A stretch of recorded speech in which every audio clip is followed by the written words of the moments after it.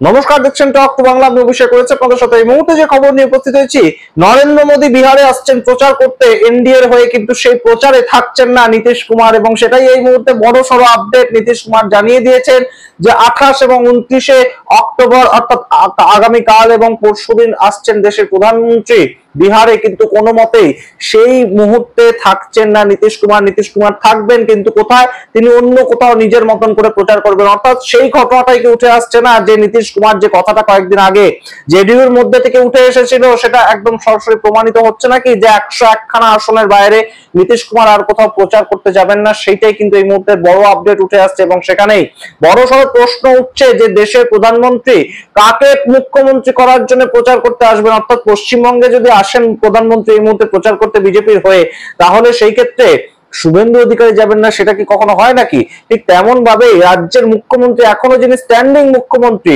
তিনি দেশের প্রধানমন্ত্রী আসছেন অথচ তার সঙ্গে প্রচারে বেরোবেন না, সেটা কিভাবে সম্ভব? যখন আমরা দেখতে পেয়েছি কয়েকদিন আগেই সাসারামের সমস্তিপুরে একদম সরাসরি প্রধানমন্ত্রী নরেন্দ্র মোদী নীতিশ কুমারকে কতটা গুরুত্ব দিয়েছেন, যে চিরাগ পাসওয়ানকে বলতে দেওয়া হলো না, তার নাম ঘোষণা করা হলো, অথচ দেশের প্রধানমন্ত্রী নরেন্দ্র মোদী বললেন এই চিরাগ পাসওয়ান নয়, নীতিশ কুমার বলবে, এবং তখন নীতিশ কুমার বলতে গেলেন।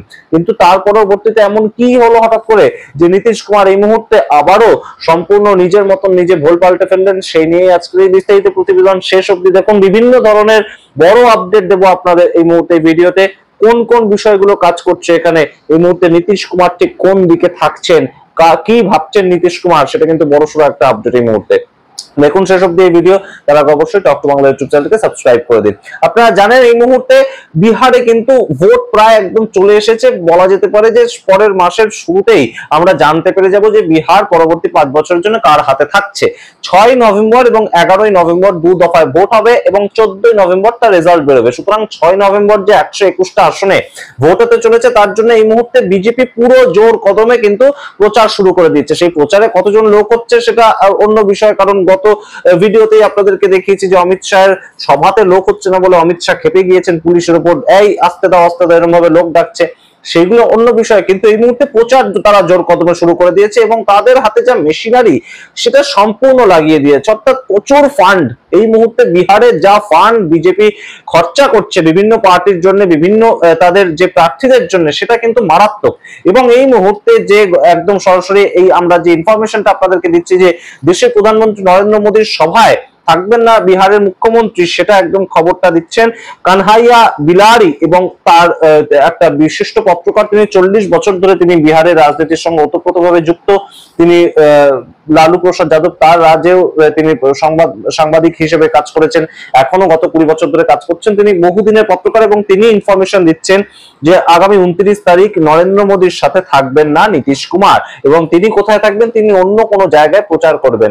আপনাদের সামগ্রিকভাবে বলি যে আগামী 28 এবং 29 তারিখ বিহারে আসছেন, এবং মিথিলাঞ্চল আপনারা জানেন যে বিহারের অত্যন্ত সাংস্কৃতিক একটা কেন্দ্র হিসেবে তাকে ধরা হয়, এবং তার সঙ্গে এই মিথিলাঞ্চলটা অত্যন্ত মানুষের চেতনা বোধ, মানুষের বোধ অত্যন্ত এখানে সুগঠিত, তেমনই একটা জায়গা হিসেবে মিথিলাঞ্চলটাকে ধরা হয়। সেই জায়গাটা থেকে বিজেপি তাদের একদম সরাসরি যে কার্যক্রম প্রচার প্রণালী সেটা শুরু করছে। তার কারণ মিথিলাঞ্চলে বিজেপির যে ভোট ব্যাংক, সেটা অত্যন্ত একটা ভালো ভোট ব্যাংক সেই জায়গাটা। এবং তার সঙ্গে আপনাদের মনে করিয়ে দিই যে সমস্তিপুরে কয়েকদিন আগেই এসেছিলেন দেশের প্রধানমন্ত্রী, তারা এখন লাগাতার এখানে যাতায়াত করছেন, সেটা স্বাভাবিক।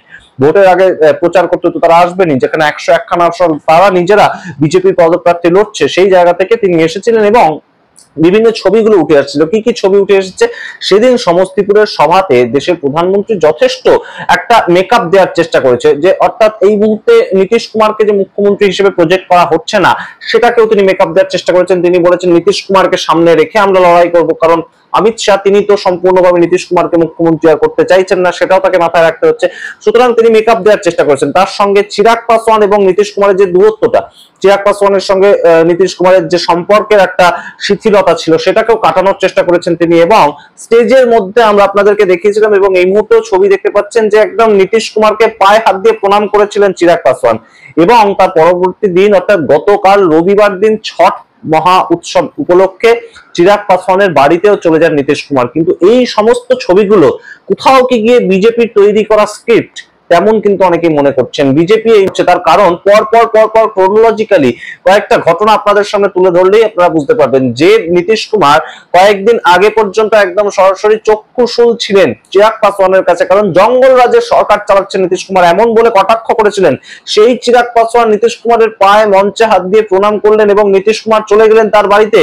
সম্পূর্ণ বিষয়টা কেমন অকল্পনীয় না? এই বিষয়টা থেকেই কিন্তু বেশ একটা খটকা তৈরি হয় এবং তার পরবর্তীতে এই মুহূর্তে নীতিশ কুমার এবং চিরাগ পাসওয়ান, তারা যে চিরাগ পাসওয়ানের যে 29টা সিট, সেখানে নীতিশ কুমার যেমন লড়াই করছেন, বিভিন্ন তার জেডিইউ এর প্রার্থী দিয়েছেন তিনি, তার সঙ্গে জিতেন রাম মাঝি তিনি দুজন প্রার্থী দিয়েছেন তার দল থেকে এই চিরাগ পাসওয়ানের সিটগুলোতে ভোট কাটাকাটি করানোর জন্য। এই বিষয়গুলো কিন্তু খবর উঠে আসছিল, কিন্তু তার মধ্যেই এই মুহূর্তে একটা সৌহার্দ্যের ছবি উঠে আসলো যখন নীতিশ কুমার গতকাল চলে গেলেন চিরাগ পাসওয়ানের বাড়িতে। কিন্তু সম্পূর্ণটাই এই মুহূর্তে বলা হচ্ছে, অনেকেই কিন্তু এরকম বলছেন যে বিজেপি যেমন যেমন বলছে নীতিশ কুমারকে করতে তেমন তেমন নীতিশ কুমার করছেন, কিন্তু তার সঙ্গে নীতিশ কুমারের নিজেরও একটা প্ল্যানিং রয়েছে, তার সঙ্গে নীতিশ কুমারের নিজের একটা ওয়ার রুম তিনি তৈরি করেছেন, সেটাও খবর দিয়েছেন এই কানাইয়া বিলারি সাহাব। এবং তিনি বলছেন যে নীতিশ কুমার এই মুহূর্তে কি করবেন সেটা নীতিশ কুমার ছাড়া এবং কেউ অন্য তার যে সহকারী কয়েকজন রয়েছে তারা ছাড়া কেউ জানেন না। তার কারণ নীতিশ কুমার, আপনারা মনে করুন বেশি দিন আগেকার কথাটা, 2022-23 সালে যখন তেজস্বী যাদবের সঙ্গে বিজেপির বিরুদ্ধে গিয়ে তিনি সরকার তৈরি করলেন, তখন তার বক্তব্যটা আপনাদের মনে আছে? তিনি তখন বক্তব্য রেখেছিলেন যে মাটিতে মিলিয়ে যাব, মরে যাওয়া পছন্দ করব, কিন্তু বিজেপির সঙ্গে আর যাব না। কিন্তু তার ঠিক পরের বছর অর্থাৎ 2024 সালে লোকসভা নির্বাচনের ঠিক আগে থেকে আবার তিনি এনডিএ এর সঙ্গে চলে গেলেন। এই যে বিষয়গুলো সম্পূর্ণভাবে নীতিশ কুমার একটা প্র্যাকটিস, নীতিশ কুমার যে কোনো সময় যে কোনো দিকে ঝুঁকতে পারেন, সেই নীতিশ কুমার কিন্তু এই মুহূর্তে কোনো না কোনো প্ল্যান করছে, অর্থাৎ তীর চিহ্ন কোথাও গিয়ে লণ্ঠনের সঙ্গে যুক্ত হয়ে যাবে না, তো এমন কথা কিন্তু বারংবার উঠে আসছে। এবং তিনি তার কাজে এবং হাবভাবে যা বক্তব্য রাখছেন, যা তার বিভিন্ন গতিবিধিতে তিনি যা দেখাচ্ছেন, সেটা কিন্তু কোথাও গিয়ে দুনৌকায় পা দিয়ে চলার মতোই এই মুহূর্তে। তার কারণ নীতিশ কুমারের হয়ে কথা বলছেন তেজস্বী যাদব প্রেস কনফারেন্স থেকে, যে নীতিশ কুমারের সঙ্গে অন্যায় করছে এনডিএ, সেটা যেমন একটা গুরুত্বপূর্ণ সংকেত। পাপ্পু যাদব পূর্ণিয়া থেকে নির্দল এমপি হলেও তিনি কংগ্রেসের সমর্থনে নির্দল এমপি, তিনি বলছেন যে নীতিশ কুমার পরবর্তীতে এনডিএ এর সঙ্গে থাকবেন এবং তাকে যদি কেউ সম্মান দিতে পারে সেটা দেবে কে? ইন্ডিয়া অ্যালায়েন্স কিংবা কংগ্রেস। এই জায়গাটা গুরুত্বপূর্ণ। এবং তার সঙ্গে নীতিশ কুমার এই যে দেশের প্রধানমন্ত্রী আসছেন রাজ্যে, কিন্তু রাজ্যের মুখ্যমন্ত্রী তার সঙ্গে শো করতে যাচ্ছেন না, তাহলে রাজ্যের কাকে মুখ হিসাবে প্রজেক্ট করা হবে? এইটা কিন্তু একটা বড় সড় প্রশ্ন। অর্থাৎ নীতিশ কুমার কোথাও গিয়ে প্রধানমন্ত্রী নরেন্দ্র মোদীর র্যালিটাকে কি ডিস্টার্ব করতে চাইছেন, কিংবা দেশের প্রধানমন্ত্রী এই মুহূর্তে একা একা গিয়ে বুঝুন তার জনপ্রিয়তা কতটা, কিংবা সম্রাট চৌধুরীর জনপ্রিয়তা কতটা, কিংবা নিত্যানন্দ রায় তার জনপ্রিয়তা কতটা, এটা দেশের প্রধানমন্ত্রী বুঝুক একবার। এইটাকে নীতিশ কুমার করতে চাইছে, এরকম বিষয়ও কিন্তু অনেকে বলছেন। তার কারণ নীতিশ কুমার অমিত শাহ আসলে অমিত শাহের সঙ্গে তো র্যালি করেনি না, অমিত শাহের সঙ্গে তার রীতিমতন যে বনিবনা সেটাও বিশাল যে একটা রয়েছে তেমন নয়। এবং 15 মিনিট মাত্র সময় দিয়েছিলেন অমিত শাহ গত কয়েকদিন আগে যখন এসেছিলেন 17 তারিখ পর্যন্ত, তখন মাত্র 15 মিনিট সময় দিয়েছিলেন অমিত শাহকে নীতিশ কুমার।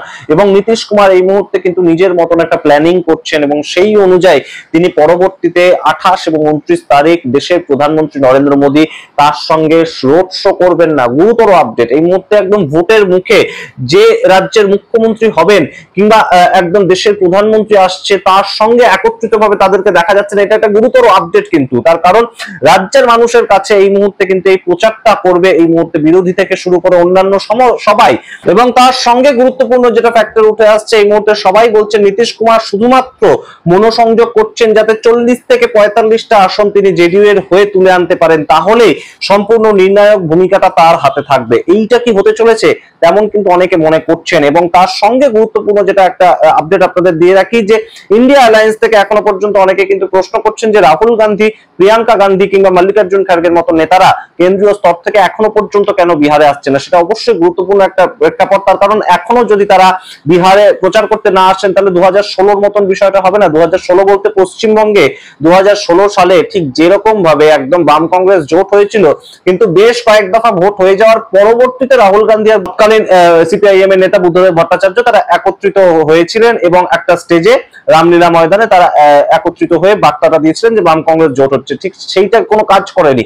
সেই রকম একটা প্রেক্ষাপট তৈরি হবে না তো বিহারে, তার কারণ এখনো পর্যন্ত রাহুল গান্ধী যিনি এই বছর 2025 সালের জানুয়ারি মাস থেকে রীতিমতন ভোট চুরি অভিযান নিয়ে পর পর যাত্রা করে গিয়েছেন, সেপ্টেম্বর মাস পর্যন্ত তিনি 15 দিন ব্যাপী তেজস্বী যাদবের সঙ্গে যাত্রা করলেন। তার পরবর্তীতে রাহুল গান্ধী কোথায় গেলেন? সিট শেয়ারিং রেশিও নিয়ে তার কোনো ধরনের কোনো বক্তব্য আমরা শুনতে পেলাম না। যখন প্রেস কনফারেন্স হলো তখন রাহুল গান্ধী নিজে এলেন না, যদিও অশোক গেহলতকে পাঠিয়েছিলেন, পবন খেরাকে পাঠিয়েছিলেন, কিন্তু তার পরবর্তীতে এখনো পর্যন্ত কেন প্রচারে নামলেন না রাহুল গান্ধী? আজকে 27 তারিখ হয়ে গেল, 6 তারিখ যদি প্রথম দফার ভোট হয় তাহলে দেশের প্রধানমন্ত্রী যেখানে বারংবার যাতায়াত করতে পারছেন, স্বরাষ্ট্রমন্ত্রী যাতায়াত করতে পারছেন, সেখানে কেন এখনো রাহুল গান্ধী আসছেন না? সেই প্রশ্নটা উঠছে। যদিও তারা আসবেন তেমন একটা রীতিমতন ডেটও কিন্তু সামনে আসতে শুরু করেছে। 30 বা 31 তারিখ থেকে তারা যাত্রা শুরু করবেন বিহারে। রাহুল গান্ধী, প্রিয়াঙ্কা গান্ধী এবং মল্লিকার্জুন খাড়গে তারা তিনজনেই আসবেন বিহারে, তেমন খবর উঠে আসছে। সুতরাং সমস্ত গুরুত্বপূর্ণ আপডেট গুলো আপনাদের সামনে তুলে ধরলাম। আপনারা বিচার করুন এই মুহূর্তে নীতিশ কুমার, দেশের প্রধানমন্ত্রী নরেন্দ্র মোদী তার সভায় না আসা সেটা কতটা ঠিক প্রভাব ফেলতে পারে। অবশ্যই কমেন্ট বক্সে কমেন্ট করুন আপনাদের মতামত। দেখতে থাকুন টক টু বাংলা। অবশ্যই টক টু বাংলা ইউটিউব চ্যানেলকে সাবস্ক্রাইব করে দিন। ধন্যবাদ।